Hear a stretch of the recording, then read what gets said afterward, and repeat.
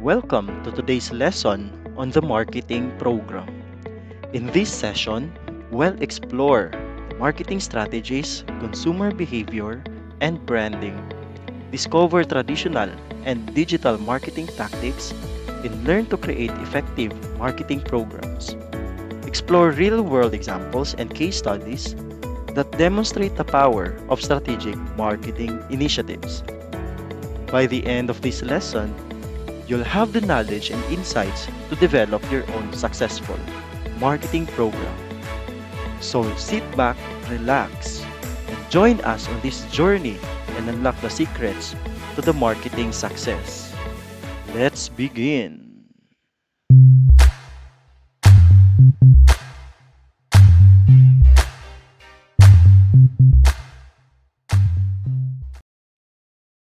So, in this topic, we are going to discuss the marketing program, an overview of key concepts. Okay, so as a sort of introduction, since we have clearly defined target market in hand, the organization turns into um, its attention towards developing a marketing program that will fulfill the target's needs and wants and better than any competition. So when we say marketing program, we are referring to the strategic combination of four basic marketing mix elements, namely the product, the price, the distribution, and the promotion. So its outcome is a complete offering consisting of physical, that is the tangible item, service, intangible aspect, and the symbolic or perceptual attributes designed to satisfy customers' needs and wants. Although in this it is a complete offering, but the physical or the tangible aspect of the product is um, considered to be um, most preferred by the market because they have first-hand experience over that product or because of the tangible properties of that particular product. And that's how service, being intangible, has its challenges. Okay. So in this discussion, the marketing program strives to overcome commoditization by enhancing the service and symbolic elements of the offering. Okay, so let's say for example, by analyzing the marketing mix, the product, price, and distribution promotion, I have taken into consideration the local corporation in the Philippines. Like in the next slide, this slide is titled "My New Bike." So um unlike on the other slides where they are promoting the top brands, here I am promoting. No, I'm not promoting. I'm not a sales agent, Hindi totoo yan. but I am discussing with you how Rusi Motors Incorporated positions itself in the market where they are the underdogs in the motorcycle dealership company here in the Philippines. Okay. Um, let's see about the product. So the product, the Rusi Motors, offers a diverse range of motorcycles tailored to the needs and preferences of Filipino riders. From sleek and efficient commuter bikes ideal for navigating city streets to rugged and durable motorcycles suited for the rural terrains. Rusi ensures a comprehensive lineup catering to various riding conditions and lifestyles. Moreover, Rusi continually enhances its product offerings by integrating innovative features, ergonomic designs, and reliable performance, reflecting its commitment to delivering quality motorcycles that resonate with its target market. So, 'di ba, when you say Rusi, the product itself is already um ha- the Filipino, when they heard the name Rusi, they are already doubtful of the quality of the product. But no, when you see or analyze the product itself of Rusi, it caters to a particular group of people, Here I come. preferably uh, on the Filipino riders where um we are not that into budget constrained. We are budget constrained consumers. So basically, Rusi appeals to us. Okay, so that's the product. But the product itself does not sacrifice, or even though despite of its cost, it does not sacrifice the quality of the product, because as you can see in the slides, there are various innovative features and designs, and also they have increased reliability in terms of performance. So Rusi, overall in terms of product can compete with the leading brands. Okay. So with regards to price, Rusi Motors adopts a competitive pricing strategy aimed at providing value for money without compromising on product quality and performance. So this is what I have um, discussed a while ago. So by offering motorcycles at affordable price points, Rusi appeals to budget conscious, again that is the highlight, budget conscious consumers and first time buyers looking for reliable transportation solutions. Additionally, Rusi periodically introduces promotional deals, discount offers, and financing options to make its motorcycle more accessible and appealing to a broader segment of Filipino riders, thereby strengthening its market position and competitive edge. So basically, if you say Rusi, Rusi is one of the cheapest motorcycle dealership here in the Philippines. So with the same displacement, the same specification from the top brands, you can acquire it at a lesser cost. As a matter of fact, Rusi can have this 250cc displacement, engine displacement at around 80,000. Not more than 100,000 mark. Unlike its counterpart leading brand, which is the um Honda Motors or Kawasaki or Suzuki and Yamaha, the 250cc displacement are already over 100,000 price point. Okay. So how about the place or distribution? So Rusi Motors maintains a widespread network of authorized dealership and distribution channels, strategically located across the Philippines. So with a strong presence in urban centers, suburban areas, and rural provinces, Rusi ensures broad market coverage and convenient access for customers to explore and purchase its motorcycles. Furthermore, Rusi leverages digital platforms and e-commerce channels to complement its physical dealerships, enabling customers to browse product catalogs, check availability, and even make purchases online, so thereby enhancing convenience and accessibility for modern day consumers. So as you can see, with regards to Rusi, they have already strategically positioned itself to not only to the urban centers but suburban areas and rural provinces. So if you can observe when you are going to um, rural municipalities or remote municipalities, wala pang Honda doon, wala pang Kawasaki, pero nandun na si Rusi, 'di ba? So Rusi has already advanced itself because as we all know, in the provinces they have lower income group. You can see the low income group there. So since Rusi appeal to the budget conscious market, so they have already positioned themselves there to the place where to the rural areas where the there is the wage or the compensation or the income is comparatively lower than the cities or urban areas. Okay, so that's how Rusi plays itself in terms of distribution.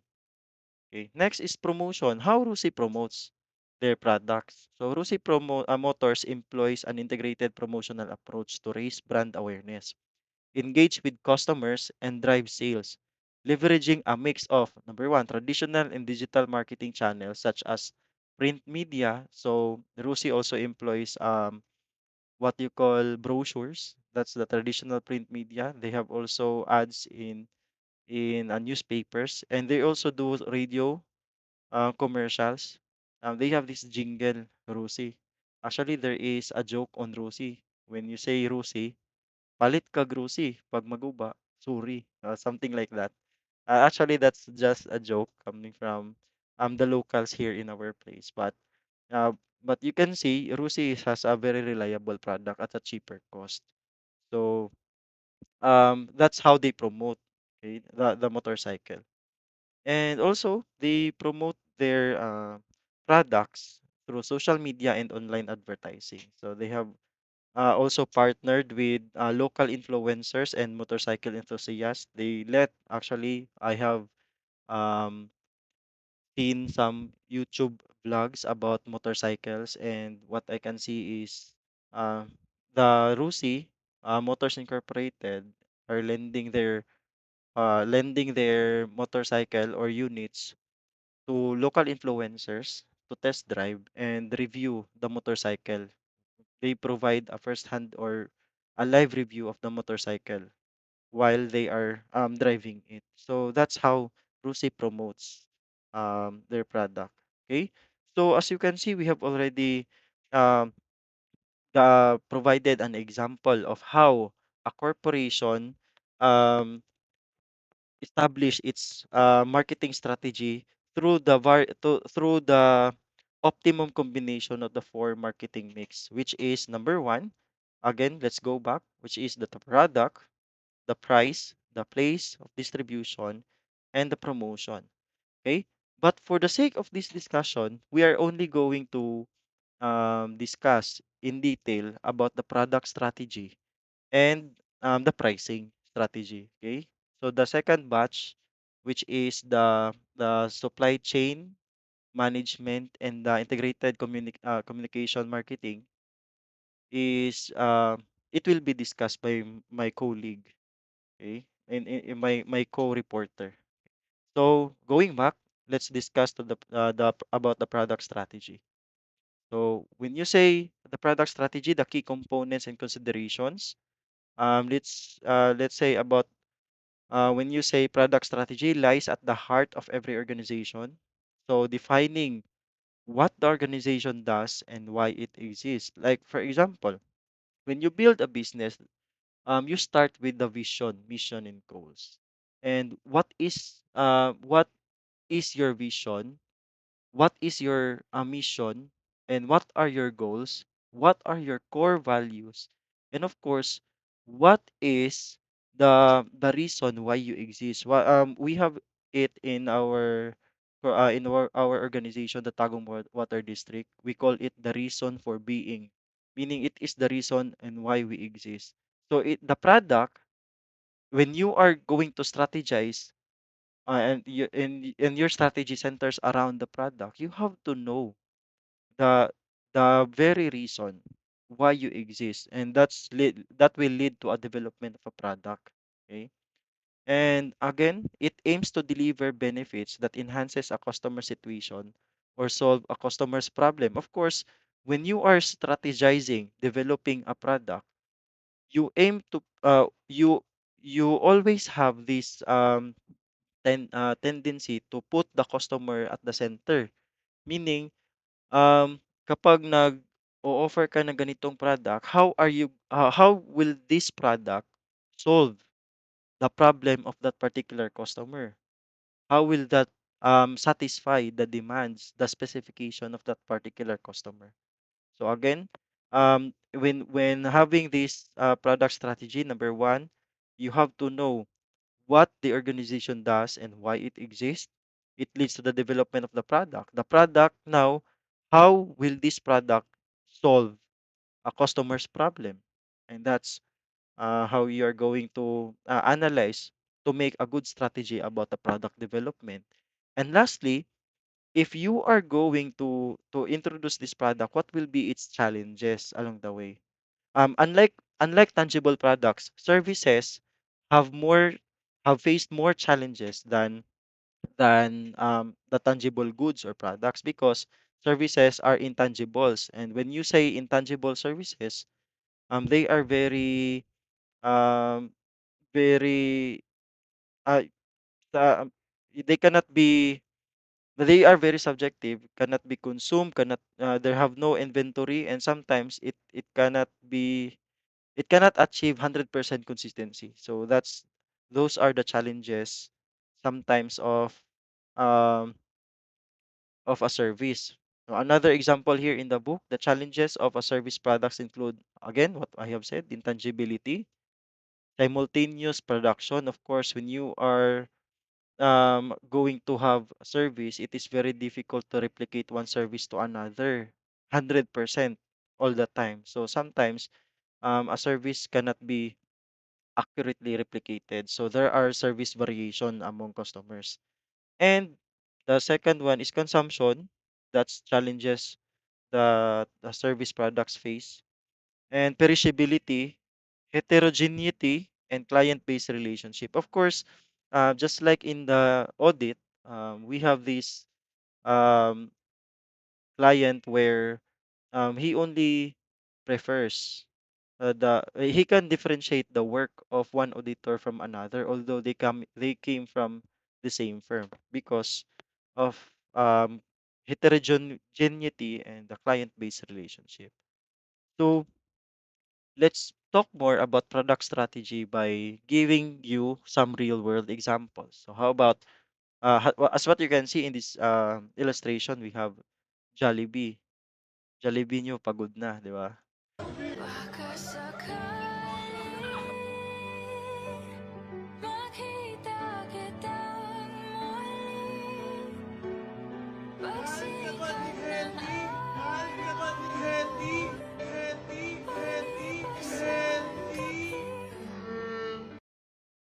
So again, in the onset of product strategy, what you are going to do is to know the core values, the vision, mission, the reason for being. So in terms of Jollibee's core purpose and definition, so Jollibee's core purpose revolves around providing delicious, affordable food offerings that cater to Filipino tastes and preferences. So since its establishment, Jollibee has aimed to be the country's leading fast food chain, offering a diverse menu of Filipino-inspired dishes alongside international favorites. So as you can see in this description alone, you can already spot what are the vision, mission, goals, and the core value reason for being of Jollibee Foods Incorporated. Um, if we are going to decipher, number one, since its establishment, Jollibee has aimed to be the country's leading fast food chain. That is a vision statement. Okay? And offering a diverse menu of Filipino-inspired dishes alongside with international favorites. On the first paragraph naman, the core purpose or the reason for being revolves around providing delicious, affordable food offerings. So, if you have this core purpose, like for example, for Jollibee, you are going to provide delicious, affordable food offerings that cater to Filipino tastes. By that reason alone, you can already imagine a product that you are going to offer to your target market. Okay? So this is how you are going to strategize in the product development. You have to introspect first. What is the purpose? What is the core value? What is the reason for being? Why I am here? And how this product um, appeal to the consumer? Okay, and solve its problems. Okay, so that's for the next slide. So when we say Jollibee again, the customer-centric approach, Jollibee places a strong emphasis on understanding Filipino consumer. Highlighted na yan, understanding the Filipino consumer market. Through market research and continuous engagement with its customers, Jollibee develops products that resonate with the Filipino palate and cultural preferences. So the company continually introduce new menu items while retaining popular favorites to meet evolving consumer demands. So basically, this is the second statement on the product strategy wherein you are going to consider your customer at the center of everything because according to economics, consumer is always the king. Consumer is always right, of course, because they are the one. Consumer is being regarded as a king because they are the one, the group of people that you are going to satisfy through your product. So you have to understand um, how they behave, how the Filipino consumer market behaves, and what are their demands. Okay, how are you going to do that? Of course, it is stated here through market research and continuous engagement with its customers. Okay, so market research can be as in the form of survey or continuous engagement with its customers in the form of customer feedbacks. So that's how you place them by gathering those feedback and gathering those results of the survey or market research, you are able to develop a product that will surely satisfy those needs and wants of that particular customer. Next, in the product strategy, there is also what we call product portfolio management. So Jollibee offers a wide range of products across various categories, including fried chicken, burgers, spaghetti, noodles, and desserts. The its menu features a mix of classic Filipino comfort food and Western inspired offerings, appealing to a broad spectrum of customers from families and young adults to working professionals. Do you know why McDonald was not able to cope up with Jollibee in terms of I mean not able to cope up, but why Jollibee was able to have its competitive edge or advantage over McDonald? That is his direct competitor. What is it? It is the product offering, the product portfolio management. Because when McDonald is a Western business. It is an international business. When it came to the Philippines, McDonald only offers pasta and burgers. That is coming from the Western culture, Western food cuisine. But Jollibee also offers that Western inspired offerings. However, aside from the Western inspired offerings, it also offers spaghetti, noodles, and desserts with a touch of Filipino um, culture. So basically, that um that area where the product portfolio management has a touch of Filipino taste, of Filipino culture, has been the competitive advantage of Jollibee over uh, its competitor, which is direct competitor, which is McDonald's. Okay, so in the product strategy, you also need to have a good portfolio of products or service offerings. So it is not just one. So that you can also have um, variations on your products. And the next one, what are the challenges in service products? So while Jollibee primarily focuses on physical food products, its delivery and digital ordering services face challenges related to efficiency, convenience, and customer satisfaction. Jollibee addresses these challenges by investing in technology and in infrastructure to enhance its delivery network, streamline ordering processes through mobile apps and online platforms, and provide responsive customer support. So, aside from the product that they offer, the meals, the drinks, spaghettis, hot dogs, burgers that it offers, that those are the tangible products. The service now, which is the intangible part, the service, particularly the delivery service of the Jollibee, faces significant challenge because it is very inefficient.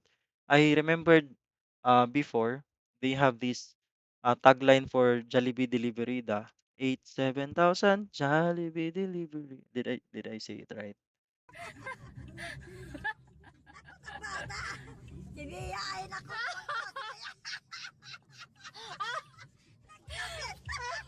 Anyways, when they have this 87,000 Jollibee delivery, grabe ang tagal ng ano nila, ng delivery. So when you ordered it, it's ano ka na, gutom ka when you order it.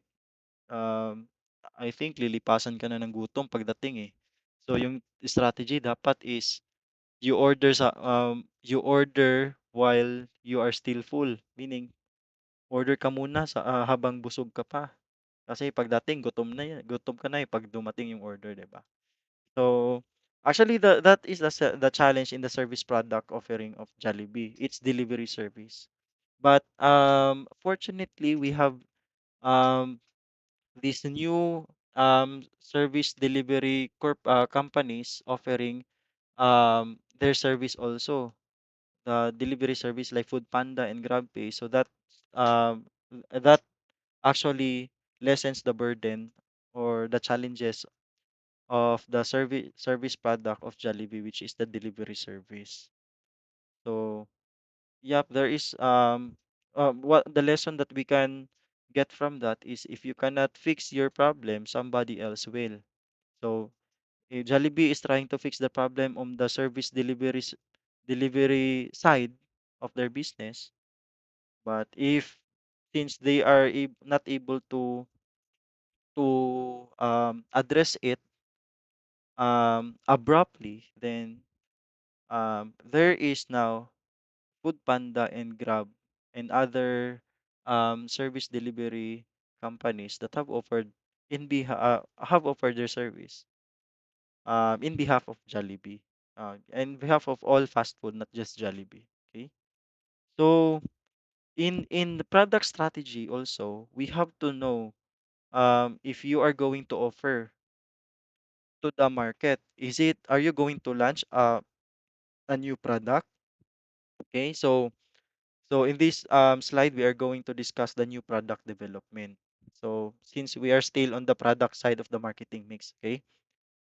Strategic options and stages. New product development is a vital part of the firm's efforts to sustain growth and profits. Of course, kapag balik-balik lang, madaling magsawa yung mga tao. So always learn to innovate, always learn to develop new product.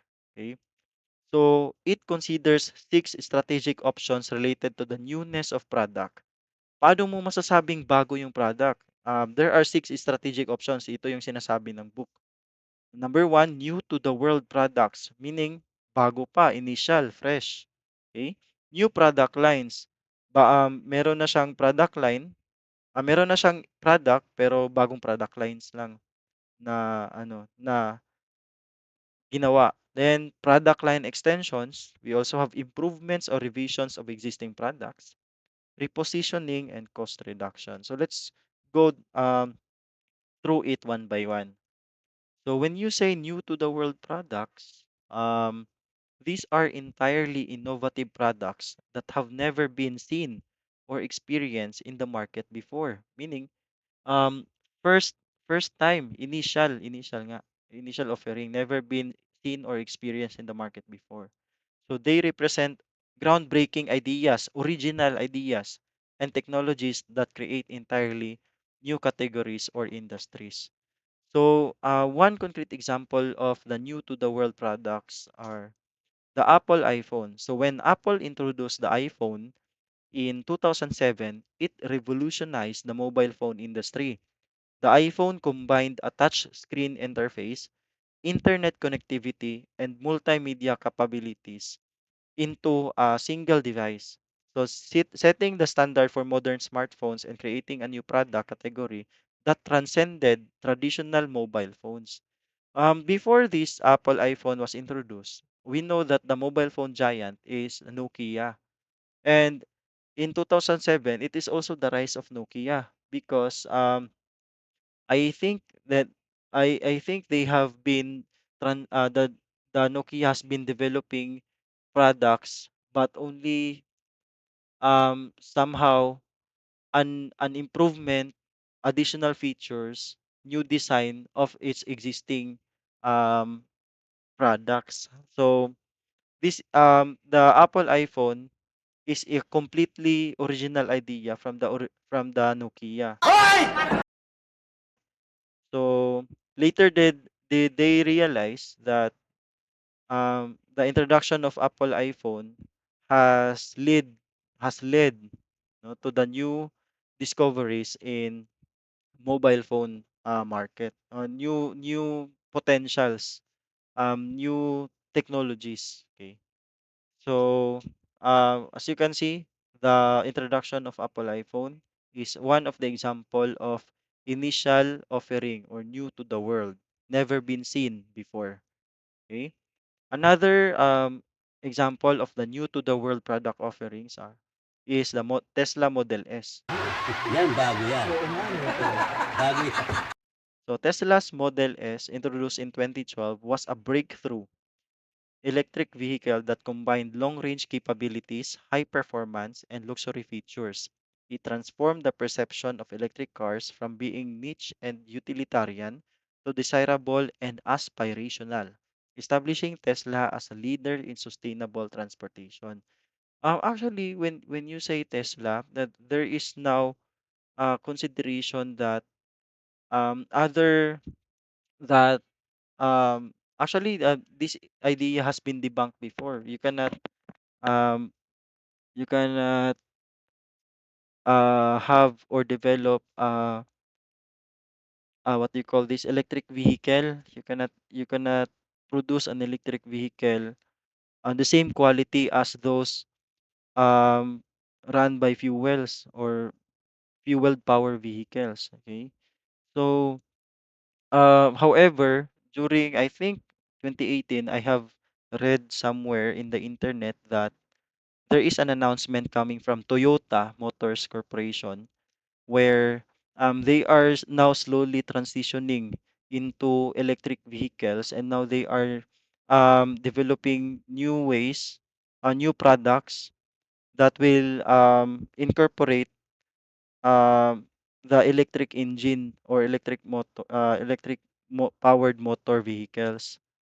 I think they have also announced that by 20, if I am not mistaken, by 2040 or 2030, somewhere in that timeline, that they will be producing 100% electric cars. Okay, I think it is because they are now seeing reduce in fossil fuels related to the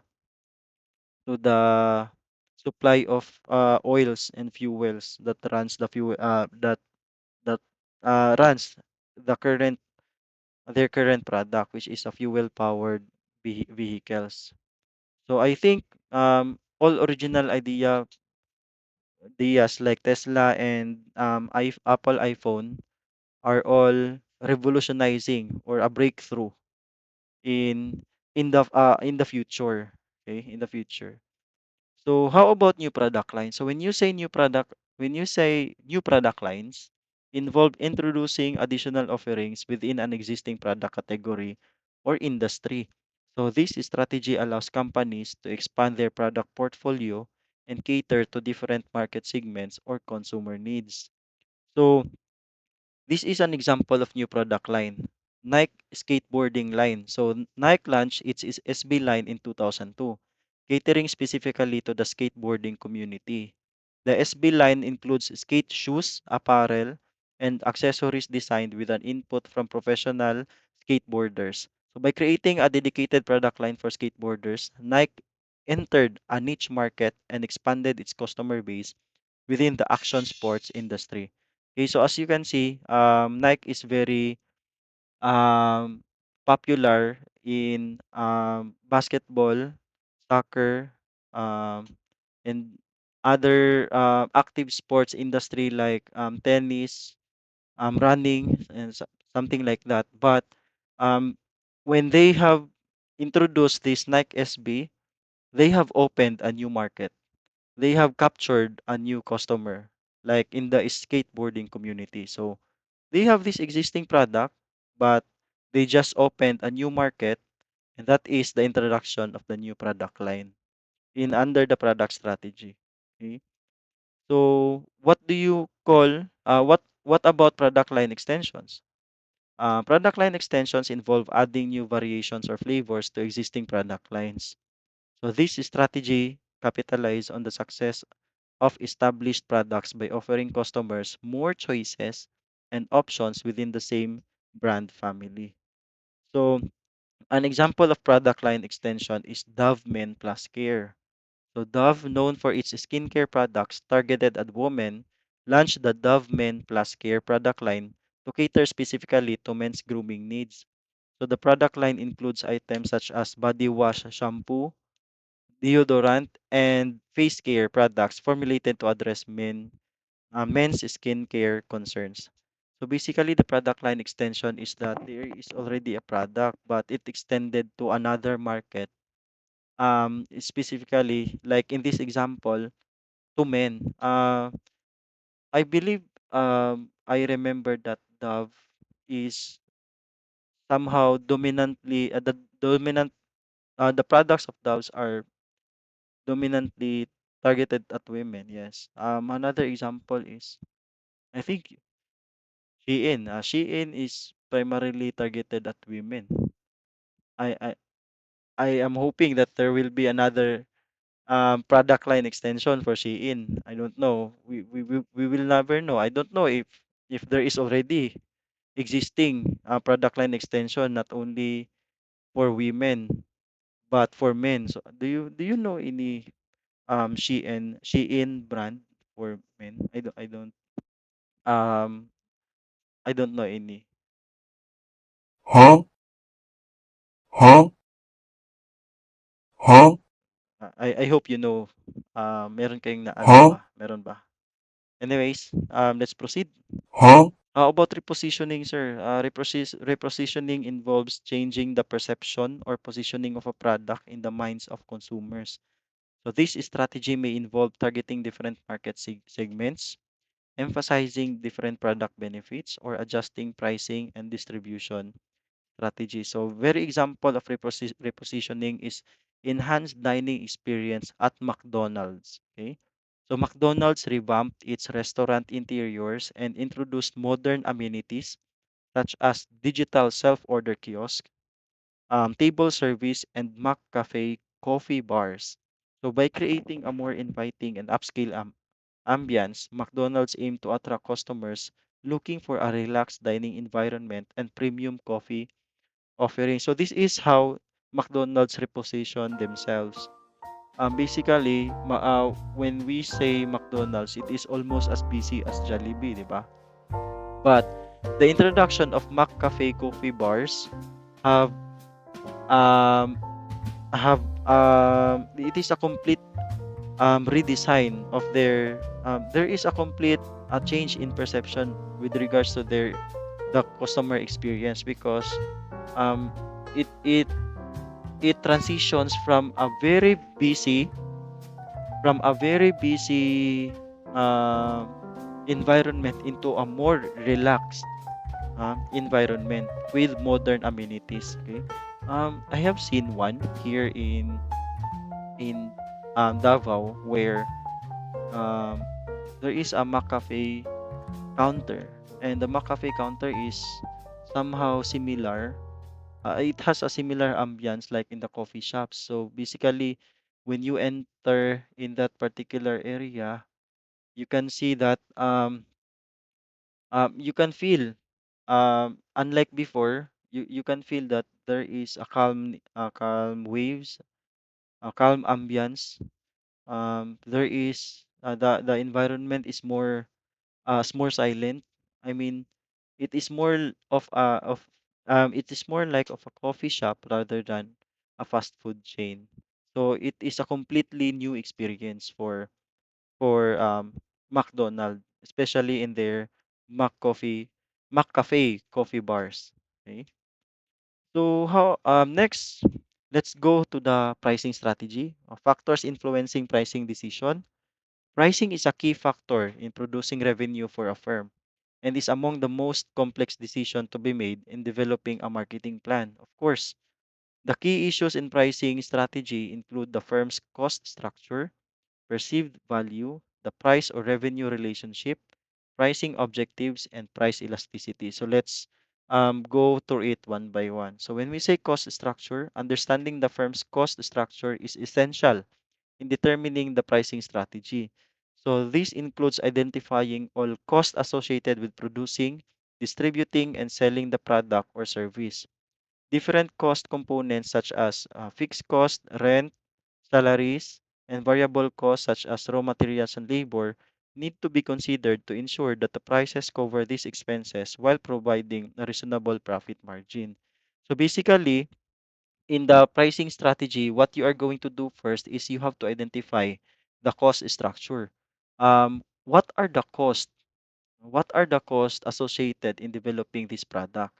Like for example, if you are going to have product like for example an iced coffee, and an iced coffee is somehow um has a cost of the cups cost is around 2 pesos. I don't know what's the cost of the cup. That's hypothetical only. Okay, let's say it's 2 pesos, then we have to identify also the cost of the milk, the cost of the sugar syrup, the cost of other syrups used, the ice, the water, the coffee beans, the the allocated cost like the cost of the machine, depreciation of the machine, the cost of the utilities allocated to that particular product, and other overhead costs in producing that product.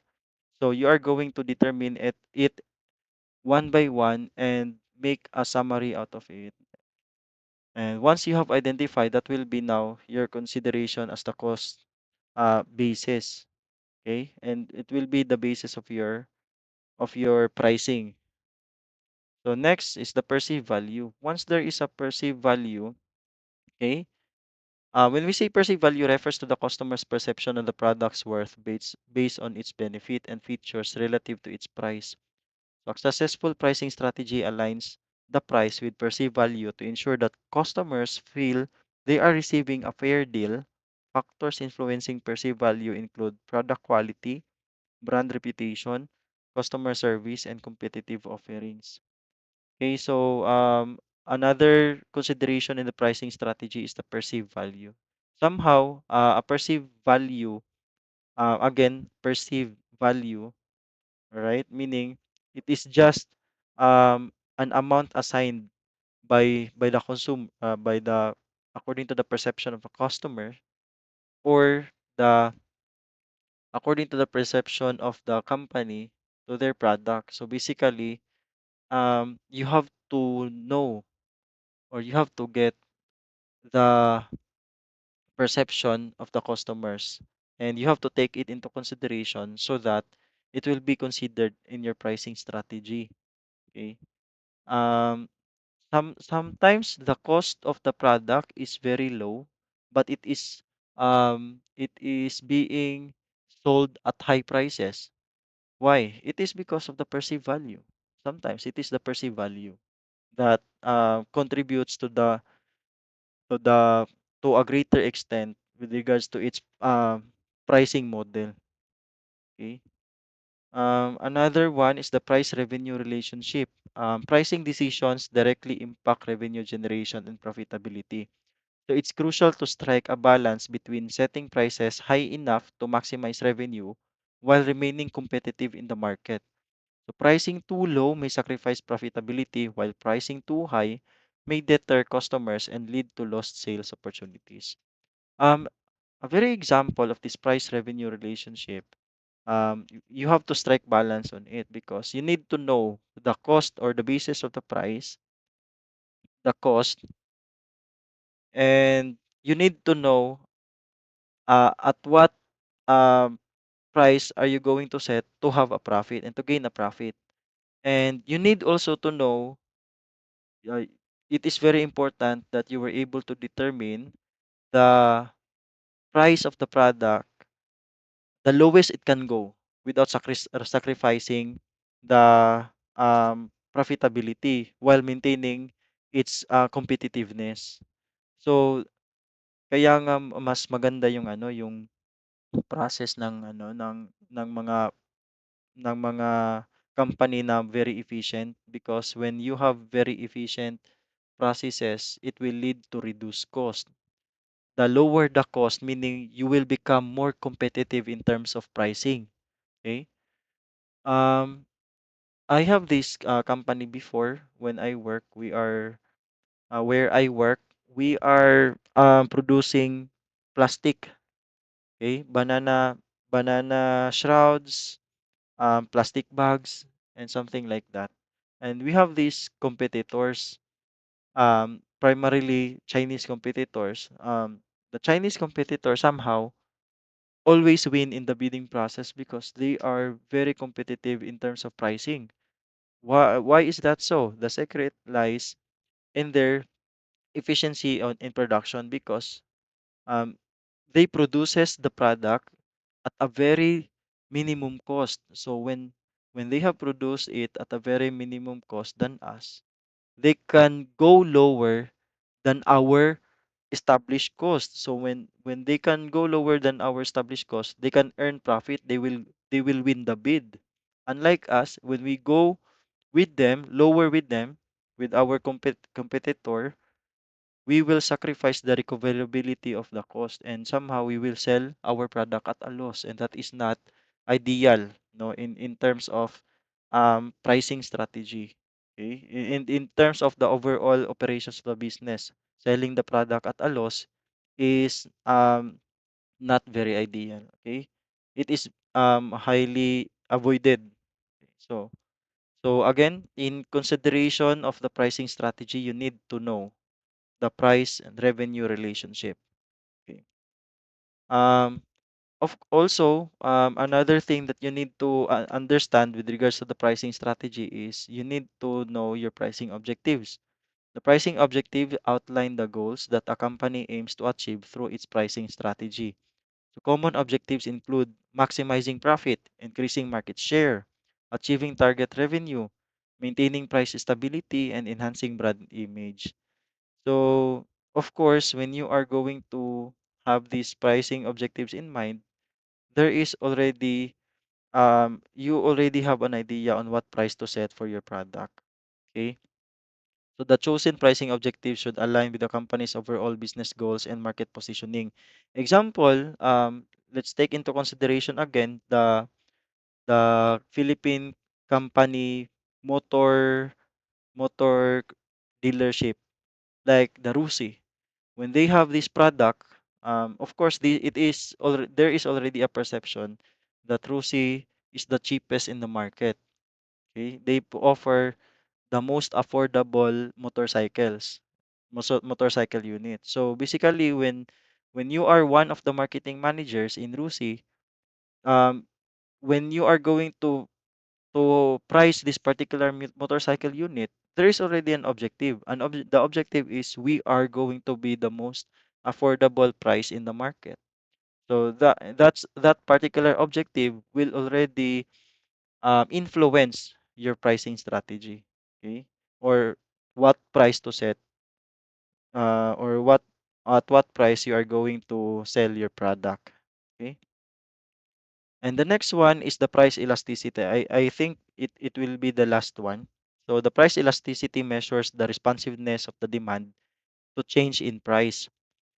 So products or services with elastic demand are sensitive to price changes, while those with inelastic demand are less affected. Understanding price elasticity helps determine how much prices can be adjusted without significantly impacting sales volume or revenue. Factors influencing price elasticity include the availability of substitutes, brand loyalty, and the necessity of the product.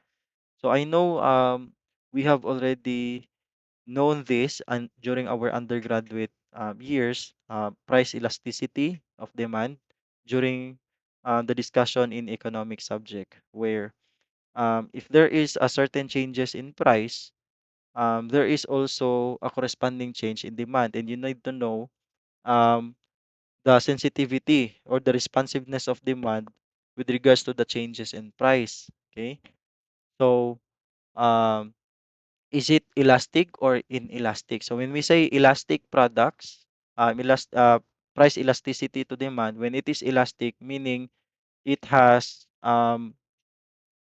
big factor, it has big response.